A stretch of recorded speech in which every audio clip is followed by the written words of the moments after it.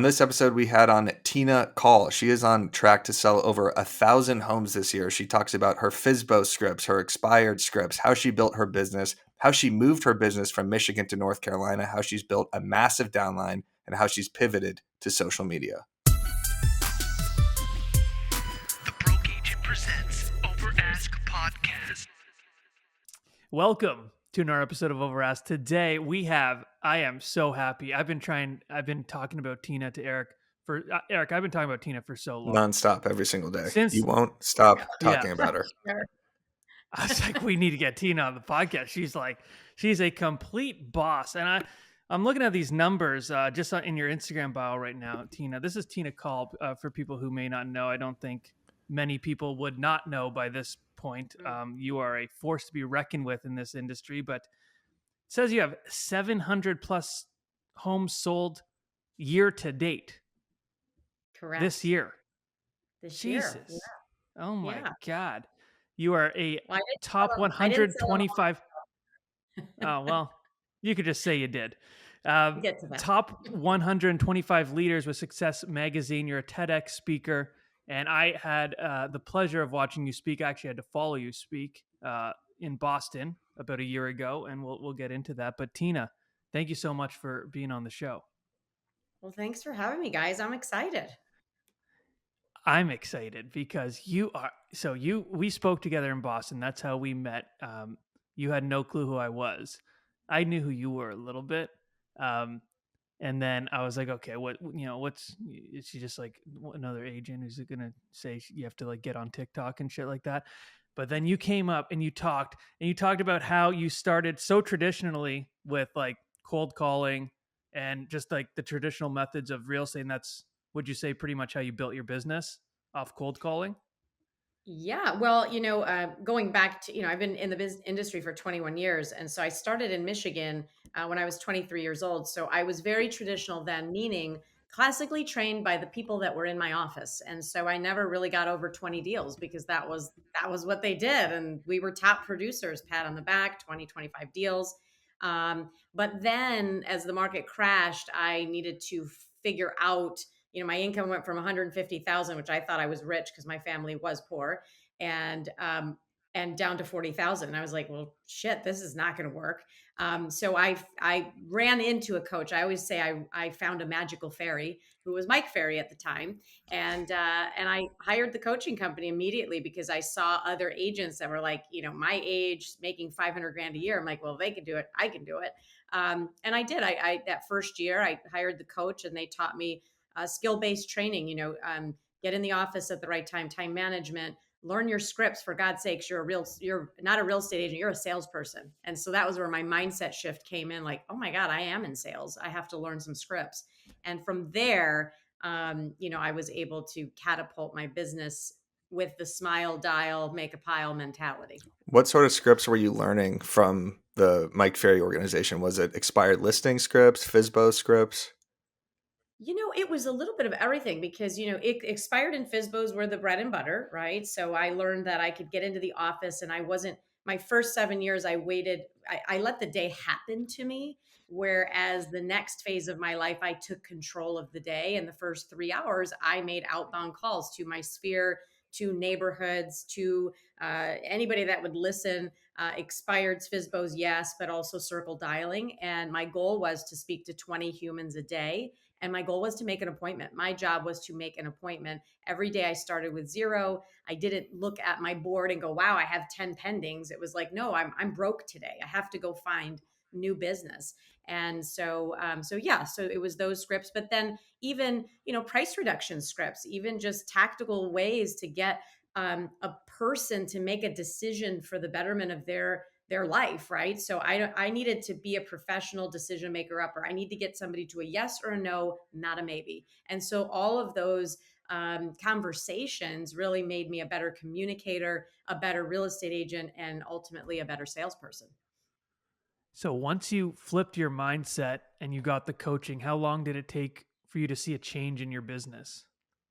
Immediately. Well, I'll say this. I got a coach. Every week they would call me for 30 minutes, like, okay, let's do your business plan. I'd be like, okay, how many calls did you make? I'm like, I made 10, so I I lied the first 2 months. I did not pick up the phone because if you know disc and my profile, I'm a high I. I am a D. I do love results, but I also am a high S. So I don't like to be rejected. I don't like conflict. I'm not like a combative person. So to be rejected every single day did not feel good. So it took me 2 months of lying to my coach where he finally was like, okay, you and I role play. You're really good at it. So something's amiss. These people cannot be giving you an appointment. And I finally told him the truth. And he said, all right, let's get on a call right now. You're going to do it now live with me. And I was like, shit, I can't get away from him. So we did. I called a FISBO. And what was funny is I read the script and the guy answered the question. I read the second line of the script. He answered. And then I hung up the phone and I literally said to Tony, this shit works. And he goes, hello. So from there, it was like the belief meter went up. And I just thought, all right, I got to do this. And I did. And I got over it. It's like the fear of anything, right? The more you do it, you just become immune to it. You know how scary it is to make those calls with someone watching over your shoulder, Matt? I don't know if you ever did these Oh, cold yeah. calls. I mean, I'm sure you Yeah. did, but Yeah, I that's did. what I did I when I did. first got my license was expireds and canceled listings. And Yeah. the two team members who I was working for were in the office just watching everything I was doing. And I had to keep Yeah. making Yep. calls. And I was praying, I've said this before, but just praying people weren't going to pick up because it's horrifying when someone is over your shoulder watching, especially the coach. But once you breach through that initial fear, which I never did, it sounds like you started crushing it. Do you remember what the FISBO script was or what any of Oh those? my God. Yeah. I mean, we would call and say, hi, is this Eric? You'd say, yes, of course. Hey, this is Tina Caul. I'm just doing a quick survey of all the for sale by owners in our area. And I'd love to know, why did you list this home? Where are you moving to? And they would say, oh, well, I'm moving to, Florida. Oh, Florida. Really? What brings you to Florida? Well, my grandchildren live there. Oh, really? Okay. Is this a reunion for you, a homecoming for you? Or did you move here from Florida? So it was just kind of that first initial, hey, I'm doing a survey of all the for sale by owners in the area. Why did you decide to sell this beautiful home? And the minute they started talking or answered the question, then it was back into realtor mode, right? I'm just having a conversation. I'm just trying to get to know the people. And at the end, I'm like, did you decide to sell the home yourself to save the commission? Yeah, well, I'm okay. Well, if there was a way that I could show you how to net more money than you could doing it on your own, even after all the commissions are paid, would it be worth 15 minutes of your time? I'm going to be in your area later today. I'd love to just pop by. And they're like, okay, so I mean, it was just not hard. If you make logical sense when you're talking to people, and you really come from a place of, I want to help. My job was to get in front of them, stay in front of them, and then keep providing value. I would drop off every week. I would drop off, and this was back, 18 years ago. I would drop off a package of information on all the homes that sold, a package of information on the homes that expired, a package of information on the homes they wanted to buy. So I just kept like helping them with info. And at the end of the day, when they did get sick and tired of selling on their own, I was the only one that stayed consistent. And they're like, Tina, we're ready. When you're So I built my career actually on FISBOs at a young when age. you're dropping off these packages, are you knocking on the door as well, hoping that they pick up, or are you literally doing like throwing it out the window and leaving it at the door? Yeah, in the beginning, it was more like run to the porch, drop it off, and leave, and then, hey, did you get my package? Because you're afraid, Yeah. right? You don't want to like, oh God. But then, then I would get, I had more experience. So I would just knock on the door. Hey, it's me. A lot of times I made the appointment to drop it off. Hey, are you going to be around between 3 and 4? Yeah, we'll be here. Great. I'm just going to knock quickly, drop this off, shake hands. By the time I got to the door, it was like, come in. Do you want to see the house? Oh, sure. But now today I teach a little bit different. Back then we didn't have cell phones with the beautiful cameras on them. So today it's like, hey, Bob, I'd love to just do a quick, video of your phone to get it out to my 50,000 followers on social media. Do you mind if I expose your home to my audience? Maybe we'll find a buyer together. Yeah, sure. So then it's, hey, everybody, I'm at 123 Apple Lane, blah, blah, blah. And then you can follow up 2 days from then and say, hey, Bob, I didn't find the buyer for your home, but I just wanted to thank you because I actually picked up 2 buyers, just walking through your property that your home wasn't a match for, but it actually helped me land a couple more sales. So now I'm telling the FISBO that what I do works. I know how to bring people to properties. And so again, today it's a little bit different because obviously we have different tactics and technology. But it's just coming from a place of value that you want to help them. I'm never attached to the outcome with these people. I don't care if they listen with me, great. If they don't, they don't. But if they feel that I'm coming from value and they trust me, then I'm going to earn their business and not only maybe sell their home. Maybe I won't sell their home, but maybe I'll become their buyer's agent. Maybe I'll get a family member to work with me that they give me a referral, which has happened many times. The phrasing of the script seems pretty. I've always been against survey scripts. I I've never I tried them, to be honest, but I'm like, who's going to listen to me be like, hey, I'm doing a survey? They're like, no, you aren't, kid. Get the fuck off my porch. But like, exactly. for for Get off you, my like, I feel porch. like, but for you, I feel like you kind of butter them up. Yeah. You Yeah. come in with just like kind of easy, and then you have more of a hard close at the end with like, well, if I can just make you more money, isn't it worth 15 minutes just to see? No obligation. Like it's almost like Sure. you, in a weird way, you make them feel silly if they don't accept you into the house to for the 15 minutes, because who doesn't want to make 50,000 more dollars Yeah. with Even doing less after all, work? Yeah. exactly. And really the survey thing is to almost like just change their like what a like it's almost to kind of shock them like okay, like what do you want? Like I just need to get past the what do you want, and then get to the point. And then at the end, if your personality style is not like that hardcore like drive or close, it could just be like I'd love to pop by for 15 minutes, put your home on my social media. Would you mind? I can help you. I can help bring people to your house. And if you're co-oping with agents, I'd love to help you sell it. I'm not looking for the listing, but I am looking to help you. Would you mind? Great. So you can flip it to however your personality feels. Scripts are, to me, like people get so obsessed, like, oh, I don't like that word or that's not me. And it's like, I know, but let's just change it to you, right? Let's make it you for today and then just call people, just have conversations. And the more conversations you have with people, the more business you're going to get. Like you just can't not get business the more people you talk to. So you're going to get lucky no matter what, if you stay consistent in having conversations. So I feel like a lot once you of found the agents. script, Go ahead. we interrupt each other once a episode, Tina. That was the one. That's Um, okay. so once you got the script that kind of worked for you, Yeah. like you said, you went from 150,000 to 40,000, and then what happened? Because I know now, obviously, you have one of the best producing teams. Like, what happened after that? How long did it take you to build a team? How long were you solo for? Like, bring us through that Yeah. kind of period once you kind of So found what worked for you. yeah, so that was 2008 that we went from 40,000 back to 125,000 that first 12 months. And then we were like, my coach was like, "What's your big dream?" I'm like, "Well, to get the hell out of Michigan, it's cold." And so she's like, "Well, where do you want to move?" I said, "North Carolina. I grew up going there. My uncle lives there. I love it." So she said, "When?" And I'm like, "Ooh, I don't know." So within 12 months, we moved to North Carolina, Kevin and I.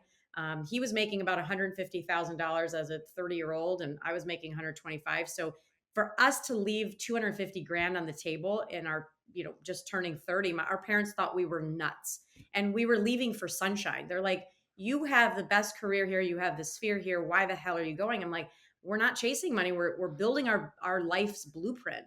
And so Mike taught me that, you have to have big dreams, and you only get to do it once. I mean, as far as we know. So anyway, we land in North Carolina in 2009. The market's crashing here. We walk into a Remax office. I'm like, I'll take that corner office. I always wanted a big office because I was like in this little tiny office in my hometown. And so we did. We got here and nobody knew what a short sale was. We were doing them for 2 years in Michigan because the market crashed in 2006 there. So we started calling and we didn't even know how to get out of our driveway without GPS. And we were just using our Mike Ferry presentation. I mean, a house is a house is a house as long as you can run comps. And so we listed and sold 30 homes our first year in North Carolina, made a couple hundred grand. The second year, 55 homes. The third year, 85. The fourth year, 120 homes. And I stayed selling about 125 homes as an individual agent for about 4 years. And then I hit a ceiling and said, okay, I've made $1 million a year now consistently year after year. I've net about 750. I'm exhausted. Like I don't see my family. I'm eating breakfast, lunch, and dinner in the freaking car. Like this is not a life. And so I think I hit this stressful ceiling of I don't have a business. I have a job. I have a high paying job. I make $1 million a year, but I don't have a business. If I get hit by a bus, my business dies with me. So I started to think about how I wanted to leverage my life again. And so it was Tina Caul phase 2. I started to decide, I decided that I wanted to make 30 grand a month in passive income. So I was going to buy mobile home parks. So I bought Mobile Home Park University. I studied the crap out of it. I'm like, okay, we're going to buy mobile home parks because I want a business beyond real estate. Um, and so we almost wrote an offer on this mobile home park in Chapel Hill, North Carolina. It was $1 million. I was going to put down, 20% to make, 6, 8, 9 grand a month in passive income. And I thought if I do it 3 or 4 times, invest $4 or $5 million in the next 10, 15 years, I would have that 30 grand a month and I would have a viable way to retire, because we all know, like, I have 11 rental properties right now. That's fantastic. Those are great long-term holds, but I net 4 grand, 3,700 to 4 grand a month on 11 homes.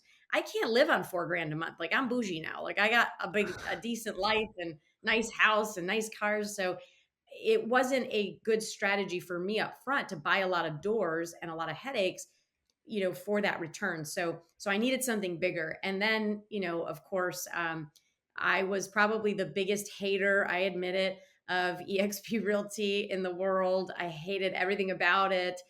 People approached me left and right, and I was like, no, thank you. I was at KW at the time. And, I thank God, before I wrote the check for that mobile home park, a really good friend who was at KW called me and said, I'm going to this company called EXP. And I was like, oh, not another one. But because I trusted her and because I knew that she wasn't trying to get me, I listened, and to me, it was like math is math. And I wasn't great at math in school, but I can figure out percentages really quickly and I can see business models. I love to build businesses. So I decided to jump in. It was right before I was going to buy the Keller Williams office that I was working at, because again, I thought, I'll buy a Keller Williams office, I'll own these mobile home parks. I need leverage. It can't be up to Tina Caul to make this money anymore. And when I looked at the Keller Williams office, $250,000 investment to make 100 grand a year, I had to keep and maintain 380 agents at the firm, and they were losing agents left and right. That also didn't seem exciting because I didn't want to recruit people. I'm not a recruiter. And so I decided I could sell 10 more homes a year and make the 100 grand. So I said no to that. And I came to EXP. So I came in 2019. At that time, my team was 7 people. I was still selling 100 homes a year. I had 7 agents on my team. I had 4 people on staff, and we sold, I think, 290 homes that year with those 8 people. 8 people. And the next year, I got to from 70 million, I went to 135 million, and then the year after that, 225 million. This year, we'll be at 450 million at 1,000 transactions with 50 agents. And so, and then last year we were 25 agents at 514 units, 225 million. So now I'm out of the business. I don't sell homes anymore. For a year and a half, I've been out of the day-to-day sales, which has been amazing. Living the dream. Yeah, Holy moly. whenever living the anyone says dream. they're out of out of production, they're the Yeah, happiest person on the face of the I earth. know. Out of production Ah! is the goal for agents, to not be producing anymore and have people under And them. and some people love it. Like, I have a friend that she's with us here at EXP. She's a freaking rock star. She still sells 238 homes a year herself. I'm Damn. like, you are crazy, but she loves it. I mean, she has 40 rental properties paid for. She's got money coming in left and right. She's got a, big EXP team too. I'm like, you're just a freak. So, some people like it. For me, after 18 years of knock, knock, knock, dogs licking my leg at the table, I'm writing the listing agreement. It wasn't that I didn't appreciate the job. I just Right. ran out of the excitement for it, and I'm one that I need to be inspired to move forward. So when I lose a passion, that means, oops, time to change, time to switch gears. So now I'm having fun. So we have, our team, of course, that's run by leadership. I spend about 15 to 20 hours on call group every year, every week. And that last year, it net us 1.2 million. That was after all expenses. So I'm very open with our team and people. We net $2,300 a transaction. So if I sell 1,000 homes, it's $2.3 million net to me, right? And so that to me is a business. I provide a service for my agents. They love it, they stay, and we're growing that machine. And then of course we have EXP, and then lots of other fun projects that we're diversified in. So we went from one stream of income to almost 10 in 3.5 years. So Tina, let me ask you this. So you went from 25 agents last year to 50 this year, and you've doubled your gross income. Yeah. So what's the hiring process look like? Because clearly you're hiring the right people for your team. You're not just getting any random off the street. Yeah. So, for us, what's so beautiful is our team, our actual agents on our team, they have a growth trajectory where before, when I was in the KW model, I have to be honest, I'm going to be very honest with you guys. They teach us sort of like this model where you don't want to let the agents list homes. You want to be the rainmaker. You don't want to bring in agents that are going to leave you in a year. Well, to me, it didn't feel good because I'm like, if I joined a team, Tina Caul joined a team, I know myself. I got fired from every job before real estate. I'm just independent. So I'm probably very unemployable because I like to do things my own way. So if I joined a team and had a mentor, let's say, Matt, I joined your team, I would glean everything I could from you. And then eventually I'd want to go call group.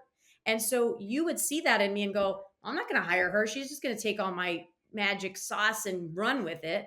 And I was building my competitors. And I'm like, so I wouldn't actually hire agents, if they were like all about the splits or all about like, I want my brand. And so it didn't feel good. And that's why I only had 7 agents. Now I have a path where I go, hey, I'm going to bring you onto my team. I'm going to teach you everything I know. If you want to go and build a team like me and be my competitor, I am so excited because you're going to stay in our ecosystem and I'm going to help you grow because you're my future. Now I look for leaders. I'm like, who's the next Tina Caul? I don't care. Like, come on, join me. So we bring agents in and we put them in a 30, 60, 90 and incubate them and go, look, you're going to be on the phones. Like Eric was saying, I'm going to be that team leader that's watching you make those calls Scary. because it's scary, but you gotta break them through the fear faster. It's sort of like with your kids. I don't know if you guys have kids, but We have when my son dogs. was afraid to jump, yeah, you don't, but you will one day. And I promise you it's amazing. But your job as a parent is to make them do something they don't feel like. Cleaning their room. Hey, I know you don't feel like it, but you better clean the room. You better do the laundry. You better cut the grass. You better jump in the pool. So somebody's there to push you in the water. As an adult, nobody's coming for you. You get to figure out your life yourself. And so when they're on my team, I know the fear I went through. My job is to get them past the fear faster. Like I had a fear of public speaking, like debilitating fear. And I turned 40 and went, screw this. I am not going to die with this fear. I'm going to learn how to public speak. And the first thing that I got as an opportunity was that freaking TED talk. And I'm like, oh my God, no, I'm not doing that. But I did it and I survived, and then I got better and better. And now I've spoken like, 35, 40 times. And now it's like, when can I speak again? It's so fun, Your first public So, speaking gig was a TED Talk. yeah, So yeah. It how does was that really even good come too. I come saw into it. fruition? Like, How does it do they happen? Well, reach it out to you? Do happens. you reach out to them? No, so how it happened was 2019, I said to all of my friends and family, I'm like, this is my year of yes. When somebody asks me to speak on a panel, speak on a podcast, just speak, I have to say yes. Because for years I said no. I never spoke on panels at my Remax offices, not at Mike Ferry events. They would ask me, and the answer was always no. So it was my year of yes. And one of my good friends, Stephanie Sarazin, was asked to curate a TED Talk in our town. And so she called me and said, Tina, I got this call and I'm going to get to do a TEDx event. And I'm like, great. How can I help you? I'll like help you check people in. What do you need me to do? And she's like, you're going to be a speaker. And I'm like, hell no, I won't go. We fought for a little bit about it. She's like, you have to do this. You said this is part of your this is part of your path and you can't say no. So she did convince me to do it. And it was great. I survived. I had like cottonmouth on stage. I messed up a couple times in my opinion. But I got off that stage with new wings. I felt like I had this cape, that was attached to me. Now I needed to learn how to fly, but I got the cape. So yeah, from there it was like, 3 years of now just trying to do more and more and get comfortable in my own skin and bring people value. So it's been fun. That's super inspiring, I think, for our listeners too. Like you unlocked so much hidden potential, because even listening to you on this, like you're an incredible speaker, and I've seen you speak live. Matt, what kind of things stand the test of time? Beats me, Eric. Well, I got a list for you right here. Twinkies, J-Lo, Ben Affleck, diamonds, the Right? Beatles. Never Well, heard of you could them. add your real estate success to that list when you partner with BoomTown, the #1 user rated real estate CRM in the game. Boomtown was built to drive sustainable long-term success, Eric, no matter Yeah. the market. So if you're ready to put your best foot forward and build a real estate business that can stand the test of time, visit boomtownroi.com/overask. Plus, see how you can score $750 in free digital advertising now. Now that's boomtownroi.com/overask. And the fact that you could have just said no and never unlocked that potential for yourself is insane, because you have so much value to give people. And I think that's a really good Yeah. lesson for people to see, like, you hated that and you're incredible at it. It was just like it took a little, like, dusting off some cobwebs and figuring out your lane, and now look at you. That's awesome. I love that. And I think sometimes we have to tap into why are we afraid? And I really try to, I try to be introspective. Like I'm at a point in my life where I don't have to impress people. I know there's people that kiss my butt because of what I've achieved, and that's fine. But I know who my friends are. Like in my mind, I go, what is Tina Caul without any of these accolades? Who am I as a person? And so when you start to look at how you grew up, what your parents fed to you, what your mindset was, I was in eighth, or not in eighth grade. I was 8 years old, and I was asked to be in a spelling bee, and I spelled pyramid wrong, and everybody laughed. And I walked off the stage, and I think that was the catalyst. I never raised my hand again in class. I never wanted to be laughed at. I never wanted those eyeballs on me. I never wanted to do the walk of shame. And that was where it started. I didn't even know that until I really started to go, when did I have this thing? Something happens to us and we have this fear, right? And so yeah, so that was where it started for me. And now that I know that, it's like, okay, I can spell pyramid now, I think. But I well, had the same thing one happen to shot. me in 5th grade in a spelling bee. The word was depression, classic, and I spelled uh, it with a Tion instead of two S's. And yeah, that didn't spark my fear of public speaking, but I remember that word good. so vividly because of that Yeah, moment. And I love what you also said about how you feel like you got new wings after each speech or after that initial TED talk, because the same thing's happening yeah, to me where you say like it's the year of yes, I'm going to do things that I'm yeah, afraid of. I feel or felt the exact same way of you with public speaking. I said no to, and Matt knows this also, I said no to 99% of the public speaking gigs I was being offered. And I was getting offered them like on a weekly basis. And then finally I was just like, this is going to be a huge part of my business. I have to do this. Like I have to represent Broke Agent and Broke Agent Media and be good at this. So I just started saying yes to everyone, and the nerves in my stomach have gotten less and less every single time, and I'm getting way better at it. So you really do have to just do what is freaking you out, otherwise you're just going to keep handicapping yourself basically. it is so true. And Yeah. my biggest fear is like sitting on a bench when I'm 90, looking back and going, ah, I should have done that, and it's just too late. And so and you sometimes I actually drive into cemeteries. I know this is kind of creepy, but I drive into cemeteries to just remember, like, this is it. Like, you end up there, like My you end God. up in the ground, it's done. And so if you don't live now, like, think of how many people that are in those cemeteries didn't do what you did, Eric. They didn't say, I got to do this. They just gave up. And so I know it's creepy, but it, How it often brings do you you do right back. that? We should Daily? I, no, Like no, just no, no. circling a cemetery for 3 hours? No, but we should we have we this should really cut this up. We should cut this up with another question. Be like, so how'd you do well in real estate? Be like, well, I drive into cemeteries. 3 hours Fizbo scripts, 3 hours cemetery exactly. circling.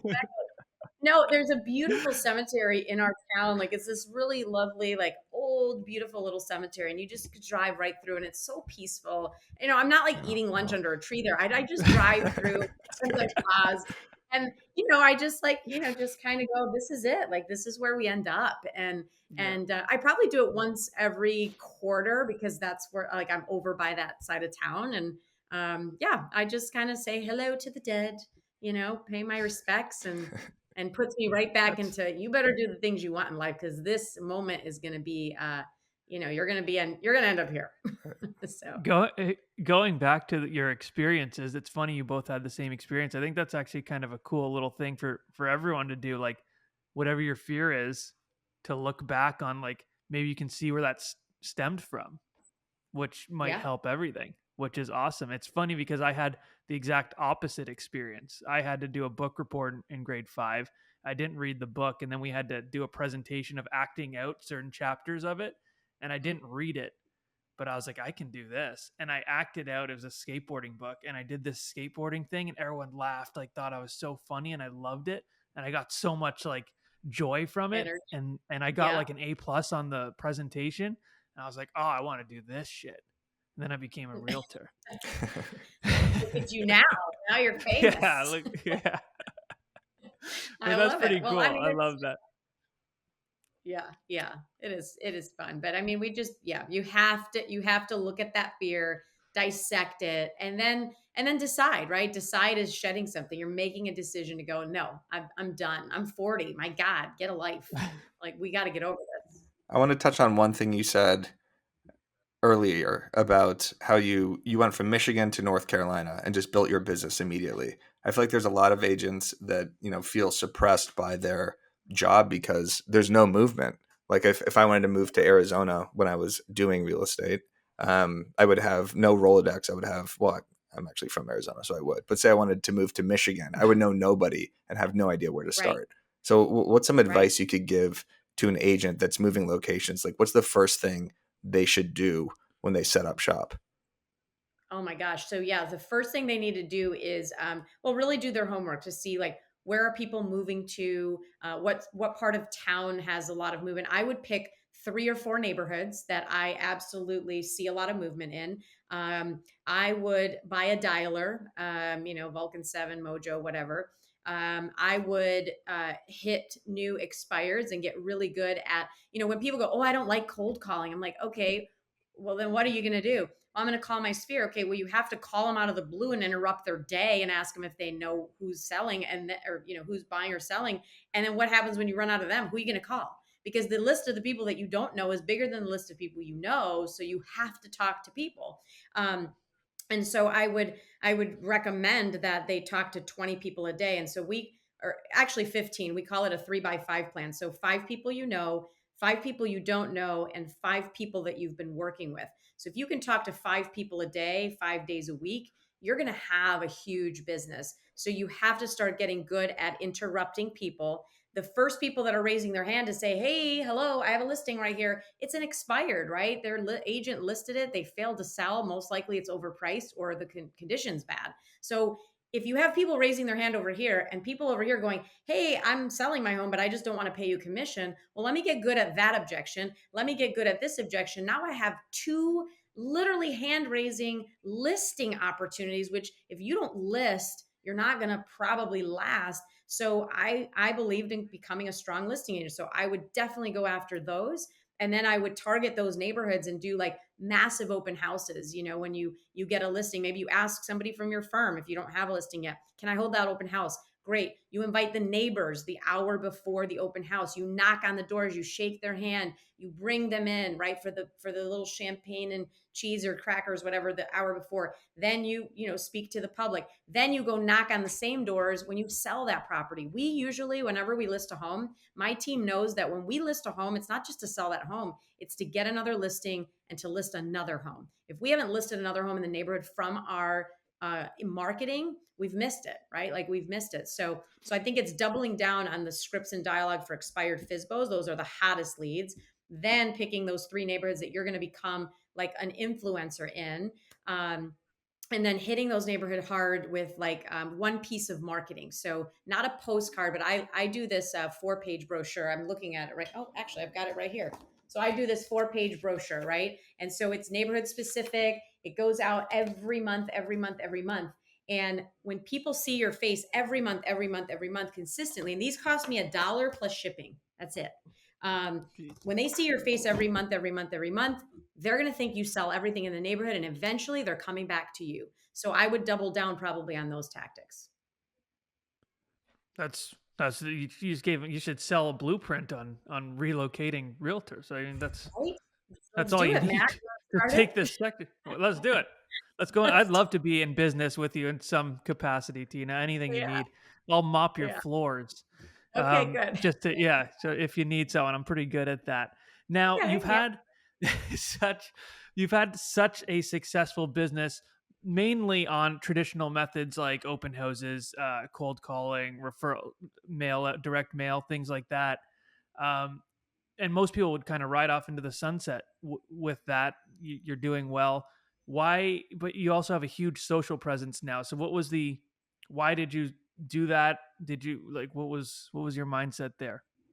So, I my mindset was, if you look at my social media 4 years ago, 3.5 years ago, I was the weird agent that took a picture of her food and was like, here's what I'm eating today. Like, I was nowhere to be found on social media because I was camera shy. I didn't want to be on video. I hated my voice. I picked apart like everything on my face because I'm a perfectionist. I'm like, oh, I don't like my nose, and I don't like my, I was so weird. Like, I didn't like the camera. And then we went to EXP Realty, and they were like, well, if you really want to build a massive team across the nation and the world, you actually have to be on social media. And I was like, shit, I got to do this. So I did. And I was like, you know what? I opened a brokerage. I can't be a secret agent. So I wasn't a secret agent because I made a lot of phone calls. Now I own a brokerage, so I can't be a secret agent. I want partners. I have to be out in social media. And so my first thing was, let me get on Instagram, let me do some videos, let me post some more I started with pictures of me with sayings, and things that I was teaching. And now it's like video, video, video, and it just got easier. So for me, it was to bring awareness to Call Group, to bring awareness to my brokerage, to bring awareness to now, like, if I want to go into coaching and training and selling products. And the goal is, I was sitting next to Tony Robbins' son, Jarek Robbins. And I said, one piece of advice you'd give somebody, that wants to become, really wealthy. And he said, build an audience. Like, you have to build an audience, and then you have to learn how to leverage that audience. And you have to give back to people. And Jarek said, the first mountain of life that you climb is your own. It's selfish, right? It's like, I got to take care of Eric. I got to take care of Matt and my family. So it's that selfish mountain climb. But then you get to the top and you're like, oh, I made it. And so that's how I felt 4 years ago. I'm like, I'm freaking rich. Like, I made it. Like, I don't have to work, but I still didn't have enough passive income to keep me like from just checking out. So the second mountain that I'm climbing is I'm the Sherpa bringing people up the mountain, going, I'll teach you what I did. I'll teach you my methods of selling real estate. I will be your partner. I will help you. And when we get to the top of that mountain, maybe I've changed the life of somebody else. And so, it sucks to go on vacation with broke friends. Like, you want people that are wealthy around you. And if you learn how to manage money, make your money work for you, and really use social media as a tool to diversify everything that you have in life and in business. There's so many things that can come from monetizing this. And that's the, Yeah. the path I'm in life now. I'm like, I can monetize this. I don't have to like keep it all for myself. What platform has been your number You. one recruiting tool to EXP and to your team? Because your YouTube channel, congratulations, you just had 10,000 subscribers, which is awesome. So yeah, Yeah. which channel is bringing you the most business on that front? All of them, really, to be honest. Like, every day I get somebody that reaches out and says, hey, I'm thinking of leaving Remax and I'd love to talk to you about EXP. Hey, I'm interviewing sponsors. So I get them from Facebook, from Instagram, from TikTok, from YouTube. YouTube is probably the best vehicle that I had to showcase who I am in long form video. And what I show on YouTube is how I train. Those are the classes that I give. That's like, if you look at my YouTube videos, you guys will cry. They're literally a Zoom camera in my office doing trainings for my group at EXP. Like, they suck. They're not good. They're not Matt. Like, Matt's videos are so good. These suck. But the content, people, when you look at, like, I've had over, I think, 450,000 views on the page, tons of comments. people are dying for content. And what's sad is agents don't want to give them the content for free. It's like, oh, well, here's a snippet. And then if you join me, you'll get the rest. Or here's a little bit. And then I'm going to lure you into my, funnel so you can buy all these fun Lure. things. I'm not really selling them anything on my channel yet. Eventually, right now, I think it's time because people will reach out and be like, can I pick your brain? Can I pick your brain? I'm like, I can't teach you how to build a team in 30 minutes. Like, that's not going to happen. So we're forced to now create products and things that I can leverage my time, because I would give it away for free, but now I realize I just don't have enough time. Yeah, YouTube is so Well, SEO centric and searchable for agents. Like there's got to be so many agents that are searching the exact titles. And I looked at your titles and thumbnails. It's all so tactical. How do I cold Yeah. call? How do I deal with FISBOs? How do I build a team? That type of thing. That Yeah. the YouTube audiences develop such a stronger connection with that creator than Instagram Yeah. and TikTok because of that long form. And Matt and I always talk Right. about how important short form is, the 10-second, 15-second reels and TikToks, Yeah. but it's that YouTube audience that really unlocks a different potential and different connection with their audience. So any agents Yeah. listening to this, if you're not building your YouTube channel and also not, trying to be versatile with your content on all these platforms, and getting those 5-minute videos, those 10-minute videos, those podcasts, those long form videos where people can really understand who you are, you're really missing out. Yeah, and looking at YouTube, I made a lot of mistakes. I self-taught, like everything I learned from, vidIQ or TubeBuddy or Yeah. whatever, just by myself. And what I realized is I was throwing out videos that were an hour long. And so people were watching them, and my average watch time is 15 to 18 minutes, which is phenomenal. But you want to get at least 50% or more watch time. So if I have an hour video and they're only watching 15 minutes, I'm not, even though I have videos with 95,000 views, I could have gotten better. I could have grew it even faster. So now it's like, okay, I need 10-minute videos where they watch 5 minutes and I get that watch time up. But even that, YouTube noticed that people were watching a lot of my content, and YouTube is the one recommending the content, which is where you want to go. And so that's been really, really fun. And we're going to double down on that and get more. Now that all my time is back, I literally, only spend 15 hours a week on call group, 15 hours a week on EXP.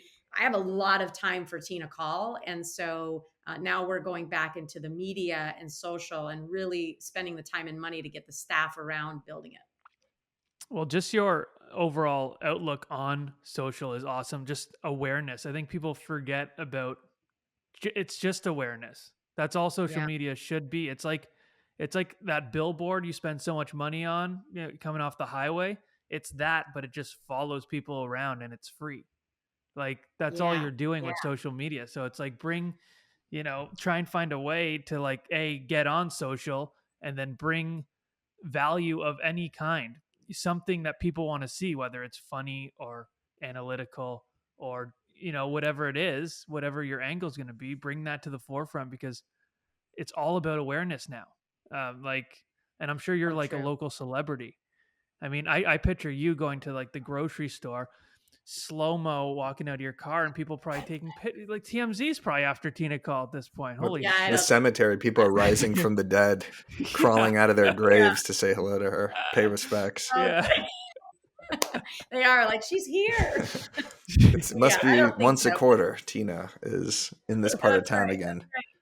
But I it is love that. funny what Matt was saying, and I'm sure you guys get the same thing when you're out in public. It's like I get people that'll book a call with me, for like a coaching call or whatever, and they're like, "Oh my God, I can't believe it's you." I'm like, "Yeah, me, just a realtor." But they've had this parasocial relationship with me for months, right? Like they've been Yeah. like, some people be like, "I've been listening every time I go to a listing appointment. I put you on in my car," and I'm like, okay, so it's sweet. It's really sweet, but it shows you how powerful it is that they think they know you and they don't.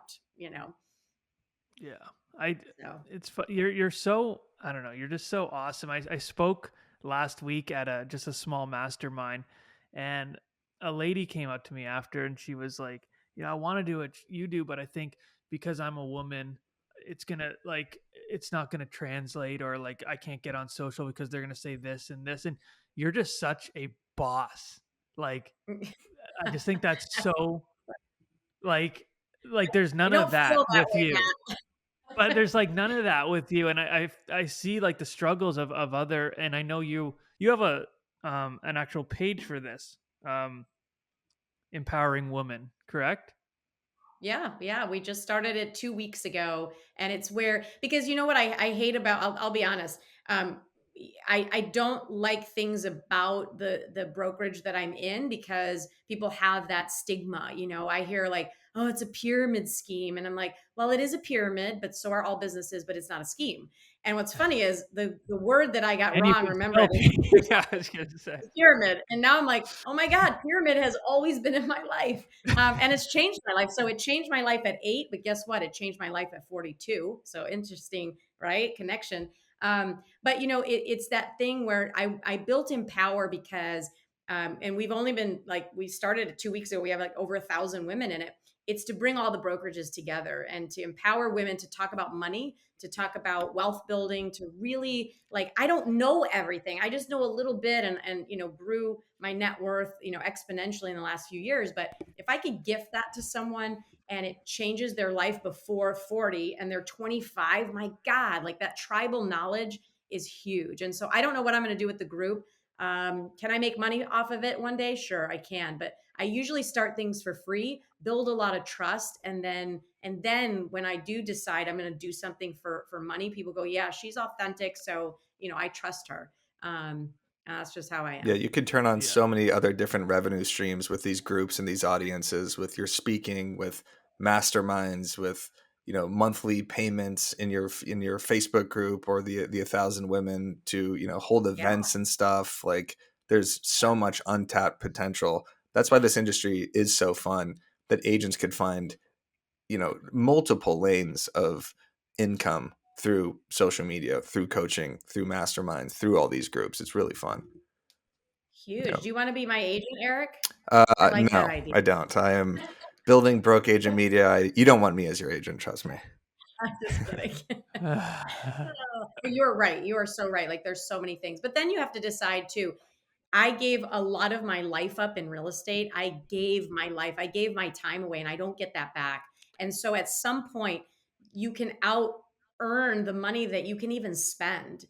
There's a book called Die with Zero. I don't know if you guys ever read that book, but it's great if you pick it up. The guy's like, you know, really, really ultra rich and you know became really successful. But he's like, I missed so much of my life building revenue and money that at some point you get so obsessed about building money and wealth and you know $100 million. Okay, well, so $10 million is I probably can't even spend that unless I go buy yachts every day, which that's not realistic for me. So at some point you have to go, when do I get to live? And for instance, I went last week and I golfed for the first time. My husband's like, let's go golf. I used to golf 3 days a week when I was selling 100 homes, 3 days a week. For the last year and a half, I haven't golfed once because I'm so busy doing all these things. And finally, he was like, by the way, we're rich and we can golf again. And I went out there and I was like, this is life. Like, this is what I worked so damn hard for. So now I'm putting it back into my schedule. So you can, being a overachiever and building things, you can get into that rut, I call it, of like not living to earn a buck. But if you can't go spend those bucks that you just earned, you missed it. You missed the boat, and you're going to be in that cemetery faster than you know. So Yeah. make sure that you live before you Golf die. is such Right. a It's money kind of point. driver.